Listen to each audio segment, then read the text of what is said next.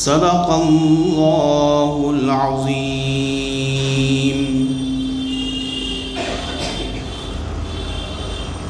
برادران محترم، حاضرین مکرم، سامعین معظم، طلباء دارالقرآن مدرسہ عظمتیہ،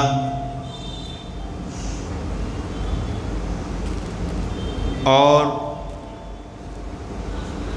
اساتذہ کرام، کارکنان عظام، پردہ نشین خواتین اسلام، السلام علیکم ورحمۃ اللہ وبرکاتہ۔ اللہ تبارک و تعالیٰ کا ہم جتنا بھی شکر ادا کریں وہ بہت کم ہے کہ اس نے ہمیں اور آپ کو پورے 1 سال کے بعد پھر اسی محفل سعید میں آنے اور بیٹھنے کی توفیق مرحمت فرمائی، اور دین کی باتوں کو سننے کے لیے آپ کے اندر شوق پیدا فرمایا۔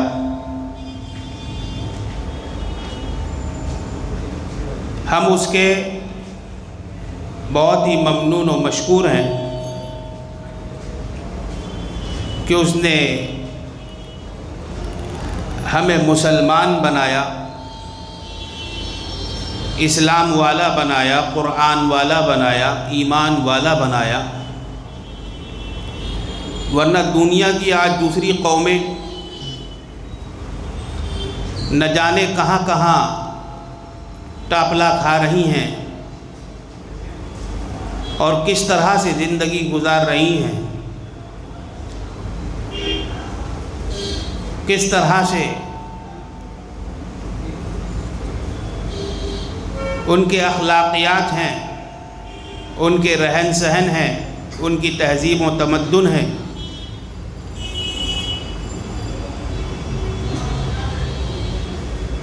گویا کہ یوں کہہ لیا جائے کہ ان کی زندگی کا کوئی نسب العین نہیں ہے، ان کی زندگی کا کوئی مقصد نہیں ہے، اور ان کی زندگی کا کوئی ٹارگٹ نہیں ہے، لیکن ہم مسلمان اس بات پر بے حد مسرور ہیں کہ اللہ تبارک و تعالیٰ نے ہمیں دنیا میں پیدا کر کے یوں ہی خالی نہیں چھوڑ دیا، بلکہ ایک ضابطۂ عمل دے کر بھیجا، اور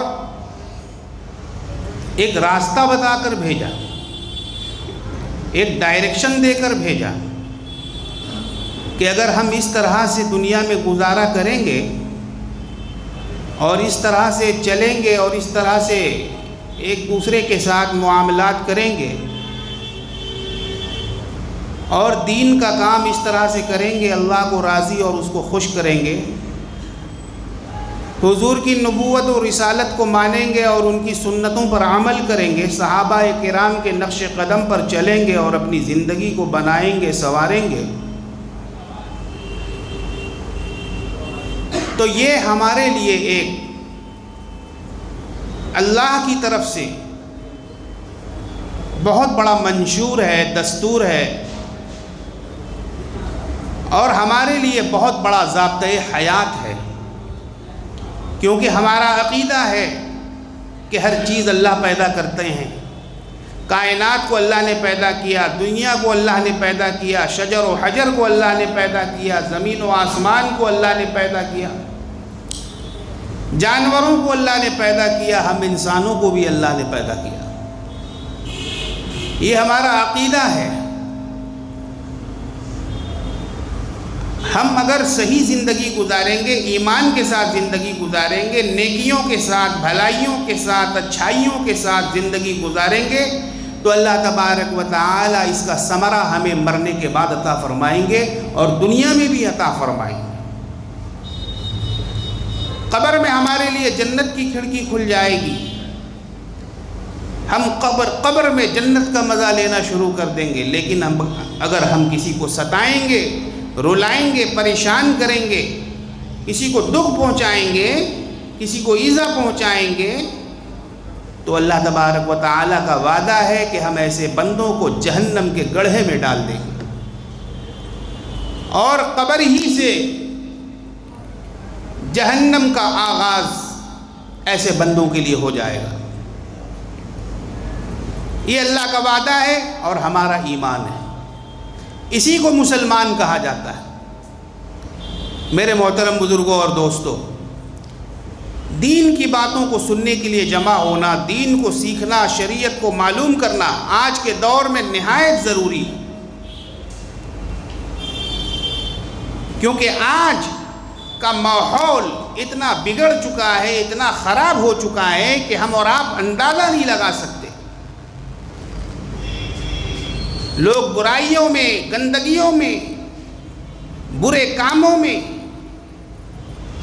بری چیزوں کو دیکھنے میں، برے کام کرنے میں، بری جگہ جانے میں بالکل عار و شرم محسوس نہیں کر رہے ہیں۔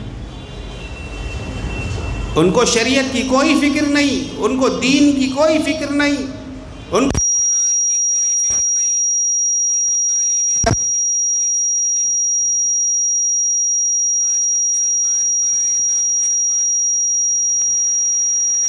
آج کا مسلمان برائے نام مسلمان، کہ تم کیسے مسلمان ہو، تو کہتا ہے کہ ہم تو خود کے مسلمان۔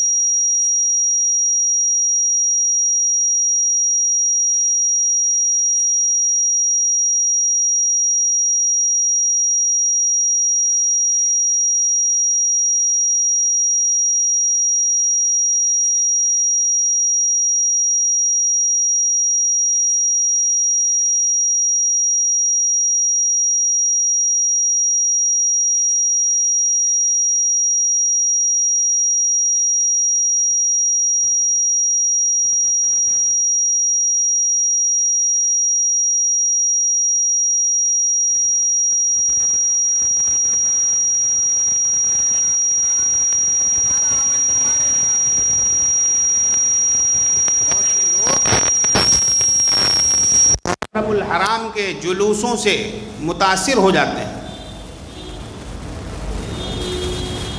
لوگ ایک دوسرے کو کہتے ہیں اور بولتے ہیں کہ چلو ذرا تعزیہ دیکھ کر آ جائیں،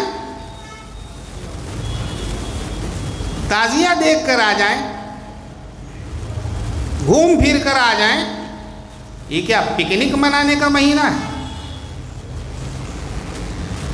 یہ گھومنے پھرنے کا مہینہ ہے؟ ارے یہ تو اشہر حرم ہے، حرمت والا مہینہ ہے۔ تعزیہ کو دیکھنا بھی حرام ہے، یاد رکھیے۔ امام احمد رضا خان کا بھی اس بات پر فتویٰ ہے۔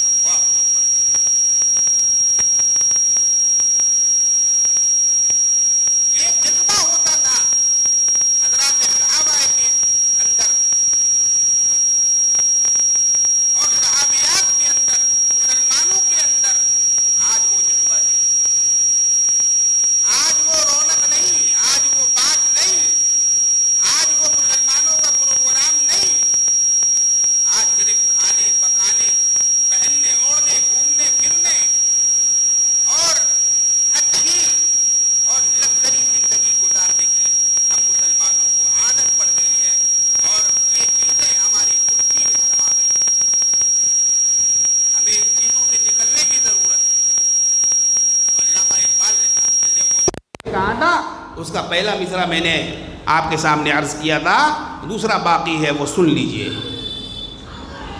ماتم وہ کرے جو منکر ہے حیات شہداء کے، ہم زندہ و جاوید کا ماتم نہیں کرتے، ہم زندہ و جاوید کا ماتم نہیں کرتے۔